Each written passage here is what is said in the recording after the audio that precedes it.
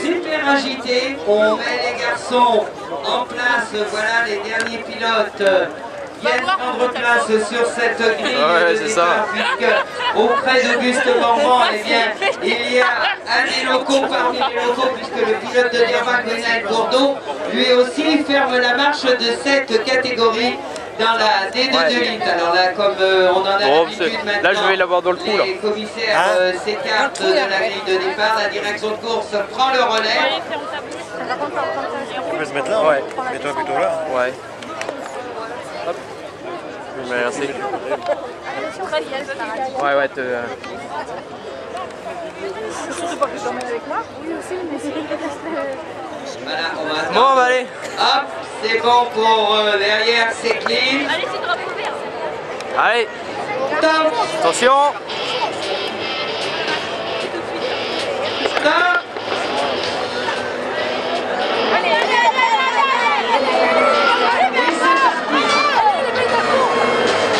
Alors attention, on va attendre que les pilotes, là, c'est vrai que je vais vous dire... Ah, là il est dans la poussière. Le speaker qui est en bas, là on est absolument dans un danger de poussière. Et là. Tout ça tombe ouvert. Ils bousculent leur changement au niveau puisque celui fait ravir, c'est fait ravir qui Julien qui l'a bien tourné. Il est en troisième position. Olivier Dutel pour l'instant en 4h05. Celui qui occupait une très bonne place sur la deuxième ligne, Hervé Martin.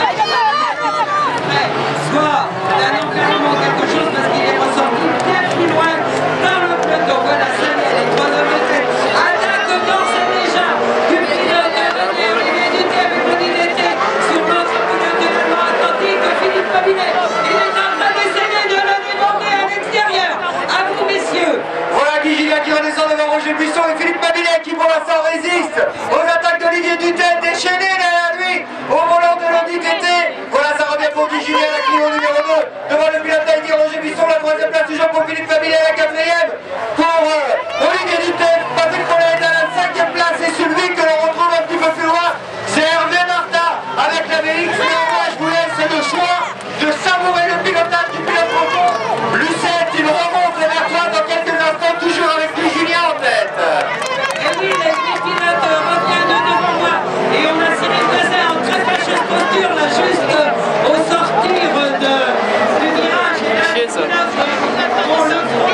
Ouais, c'est le départ qui a été un départ de... C'est la même bagarre, c'est la même poursuite, absolument infernal. On vient même une dimension, je crois, qui dans la ligne droite sont en train de s'envoler, mais ça n'arrête à rien. Le duel absolument phénoménal de Roger Buisson qui jusque-là avait remporté toutes ses manches qualificatives, qu'il a fait littéralement dans le sillage de la Clio de Guy Julien. Derrière, il y a Philippe Pabinet qui lui aussi a eu pour partenaire, si je puis dire, Olivier Dutet continue à lui mener la dragée haute. On retrouve Patrick Follet qui lui avait eu c'est difficile là.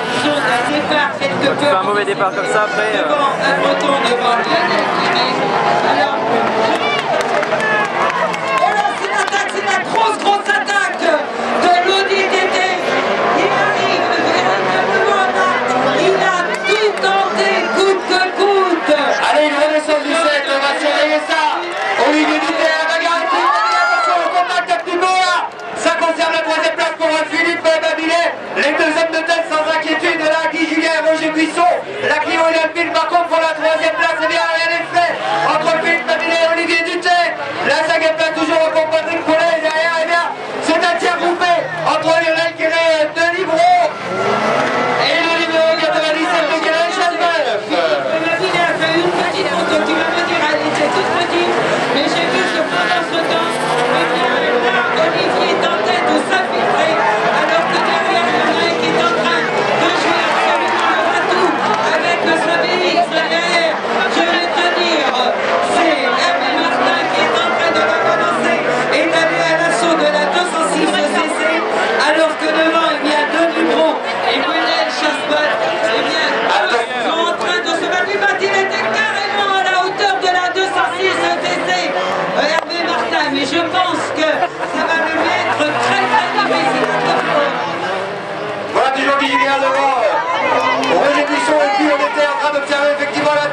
Olivier Dutel sur le freinage, très impressionnant. Ils sont dans la poussière ici en bas du 7, c'est compliqué pour les pilotes de pouvoir retrouver la bonne trajectoire. Néanmoins, Olivier Dutel reste collé sous l'aileron de la Peugeot 206 de Philippe Mabilet.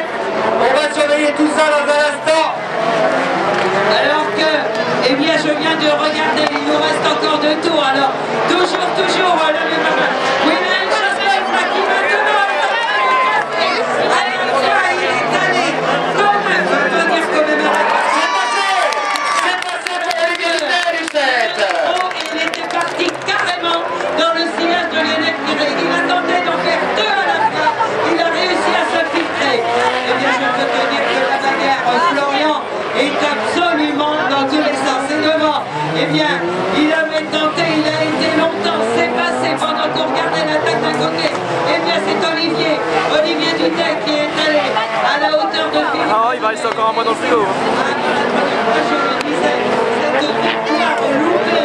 Tu prends un mauvais départ, après ils vont rattraper. Il fallait un coup amer à Bourbon, alors qu'il était en face de monter sur la plate. Eh bien, je crois qu'il s'est dit, coûte que coûte, même si c'est pas la première marche, eh bien, je vais tenter au moins une de ces 3 marches. Alors que derrière, moi, j'ai toujours les yeux rivés sur la 250 000 Chassemeuf, qui lui aussi est en train de grappiller une place, alors qu'on s'achemine, je pense, dans le dernier tour, je regarde au niveau de la direction de course. Eh bien, pour Guy Julien, pour le pilote de la Normandie, les choses me paraissent entendues au volant de la Caillot. Maintenant, eh bien, Olivier Dutel, lui, se prend, on ne va pas dire, sa vitesse de croisière. Lucette, ça peut encore changer dans le dernier tour. Lucette, ça peut changer dans le dernier tour puisque Patrick Paulet est revenu là aussi dans les échappements de Philippe Mabilet. Dans le dernier tour, on va s'approcher de ça.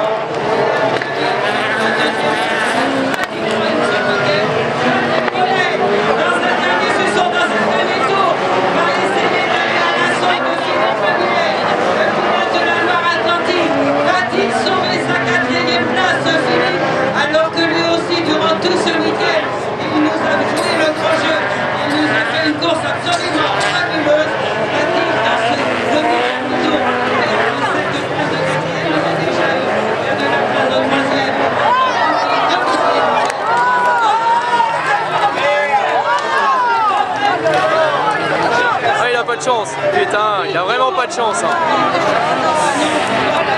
Ah, la vache. Ah, il y a quoi être dégoûté. À chaque coup, le dernier tour, hein, le pauvre, il se va avoir. Hein.